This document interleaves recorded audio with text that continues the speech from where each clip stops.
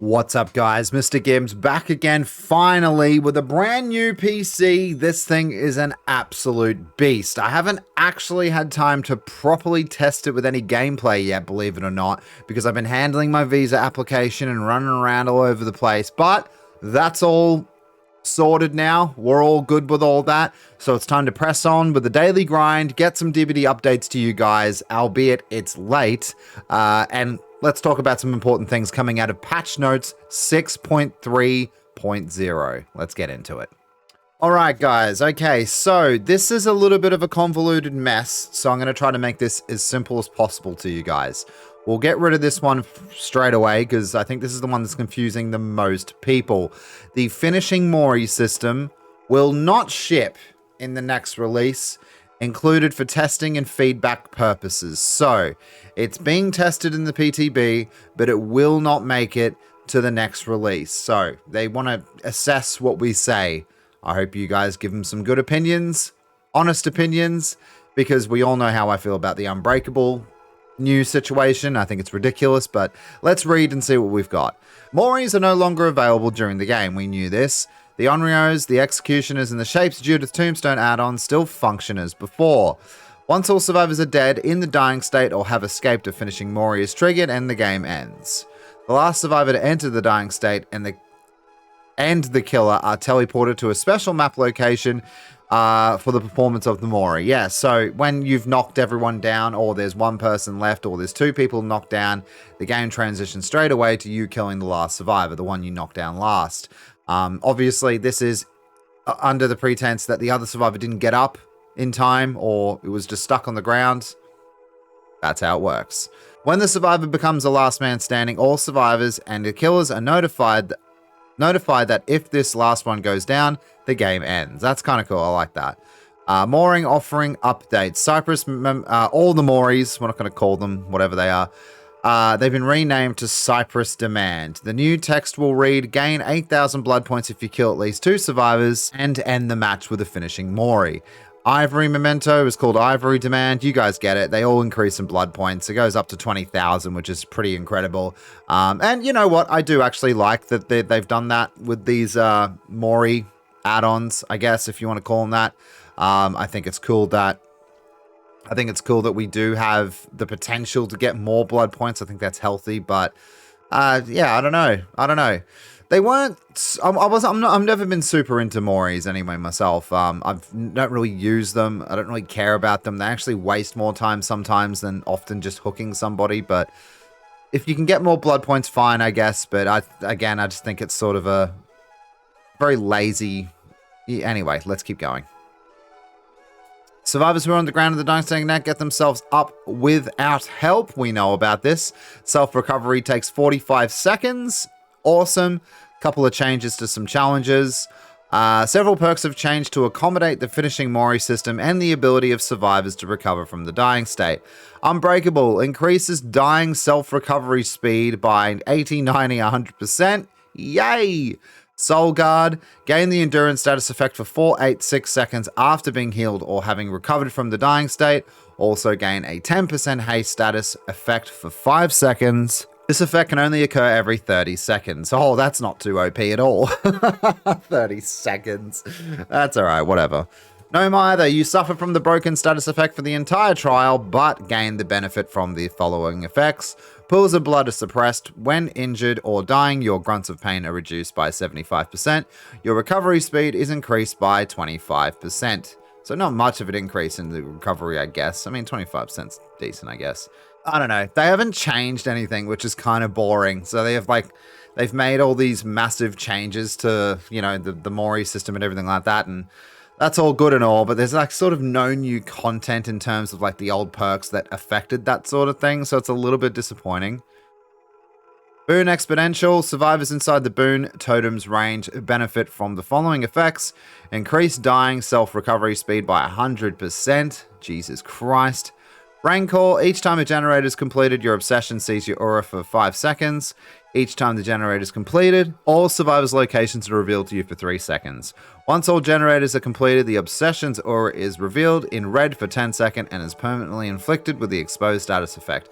Obviously, last time this meant that you could Mori your the last obsession in the match, and that was cool. You know what I mean? That was it was a good perk. It was a fun perk. It was kind of like it really put the pressure onto the survivor, but now it's just sort of okay, cool. They just got a permanent no ad on them. Wait. Hex Devour Hope. When a survivor is rescued from the hook at least 24 meters away, Devour Hope it receives a token. 2 tokens gained, 5% haste effect. 10 seconds after hooking a survivor for a duration of 10 seconds. 3 tokens, survivors suffer from the exposed status effect. 5 tokens, any survivors who are placed on a hook immediately die. Fuck. So yeah, we all knew that, you know, Devour Hope had the Mori action with 5 tokens, and now you just immediately die on the hook. I mean, it's no stronger than it was before, but I don't know. Again, I just find this just... This was one of the reasons why you brought Devour Hope, because you'd get to see the Mori, because it was otherwise, you know, fairly uncommon. I don't know. It's very underwhelming. Once fully recovered, the survivor will see a get up prompt. That's cool. Healing another survivor who is in the dying state still takes 16 seconds as before. Thank God. Important note, due to production constraints, the localization of the update perks, offerings, and any other text related to the finishing Mori system will not be seen during the PTB. Yeah, that's fine. At least we know what it does. That's the main thing. But yeah, guys, to make room for the Mori, to make room for this new endgame mechanic, which obviously, again, I'm going to underline, they haven't fully, you know, decided on it yet. That it's not 100% in the bag. I think they are aware that more testing needs to be done. I think they're aware that not a lot of people are happy with it. So just make sure you give your feedback. They have actually put out a survey already. You can check it out on Twitter or all their socials. So make sure you're giving them feedback once you've tested, because I'm unfortunately not going to have time to test it this time. All right, the following features are planned to ship in the next release. So these are the things that are actually, in fact, coming to the game in the next, you know, mid-chapter or update. Added a new accessibility tab in the options menu, including the following subcategories: in-game text, dialogue, subtitles, subtitles background, subtitle text, large text, colorblind mode, intensity, motion sickness, last survivor standing FOV. Interesting. It's good to include that. Inclusion of stage 2 of the Prestige catch-up.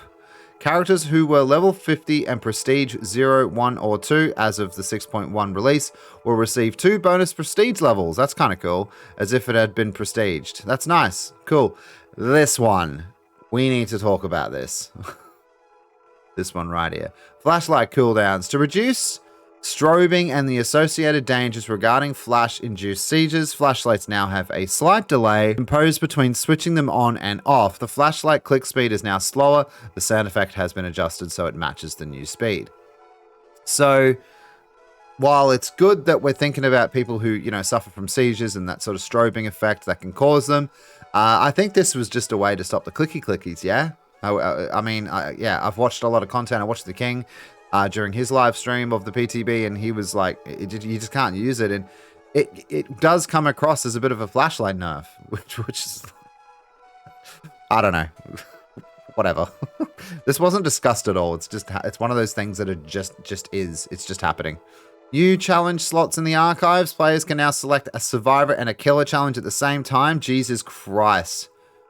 Thank God. This will hopefully improve the experience for players who switch roles often or want to take full advantage of the matchmaking incentives. Blood point bonus.